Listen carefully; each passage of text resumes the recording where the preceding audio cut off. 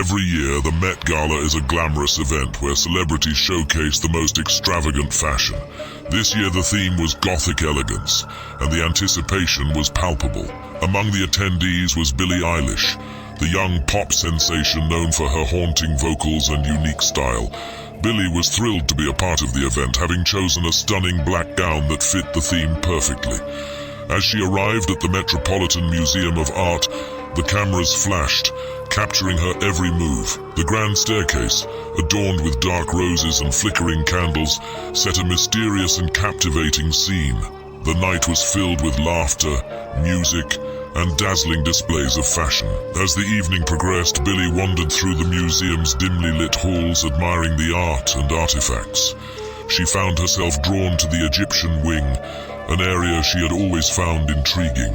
As she walked through the ancient exhibits, she felt a strange chill in the air. The room was empty, save for the silent statues and relics of a bygone era. Billie approached a large sarcophagus, its intricate carvings telling the story of a forgotten pharaoh. Suddenly, the lights flickered, and the room was plunged into darkness. Billie's heart raced as she fumbled for her phone to use its flashlight. In the dim light, she saw a figure standing at the far end of the hall. It was a tall, shadowy man clad in an old-fashioned suit, his face obscured by darkness. "Is someone there?" Billie called out, her voice echoing through the silent halls. The figure did not respond, but began to move toward her, gliding silently across the floor. Panic set in, and Billie turned to leave, but the corridor seemed to stretch endlessly before her. She glanced back, and the figure was closer, its eyes glowing faintly in the dark. Billie stumbled through the halls, her breath coming in short gasps. She finally found an exit and burst into the main hall, where the party was still in full swing.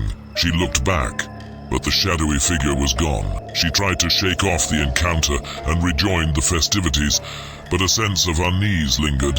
She shared her experience with a few friends, who laughed it off as her imagination playing tricks, but Billie couldn't forget the figure's piercing gaze. Later that night, as the gala wound down, Billie found herself alone again, this time in the Costume Institute's gallery. She was admiring a display of Victorian dresses when she felt the same chill. She turned, and there it was, the shadowy figure standing just a few feet away. "Who are you? What do you want?" Billie demanded, her voice steady despite the fear coursing through her veins. The figure stepped closer, and for the first time Billie could see its face, pale and gaunt with hollow eyes that seemed to stare into her soul.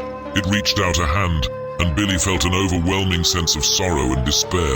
"Help me," it whispered, its voice a mere breath on the wind. Before Billie could respond, the figure vanished, leaving her alone in the silent gallery. She quickly left the museum, her mind racing with questions.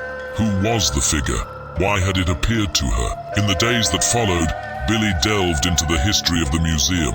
She discovered that in the early 1900s, a curator had mysteriously disappeared while working on an exhibit in the Egyptian wing. His body was never found, but rumors persisted that his spirit haunted the museum, searching for someone to help break his curse. Billie couldn't shake the feeling that the figure wanted her to uncover the truth. She wrote a haunting new song, Phantom of the Met, inspired by the encounter. The song became a sensation, its eerie melody and lyrics capturing the attention of fans and critics alike. Though the mystery remained unsolved, Billie knew she had been chosen for a reason.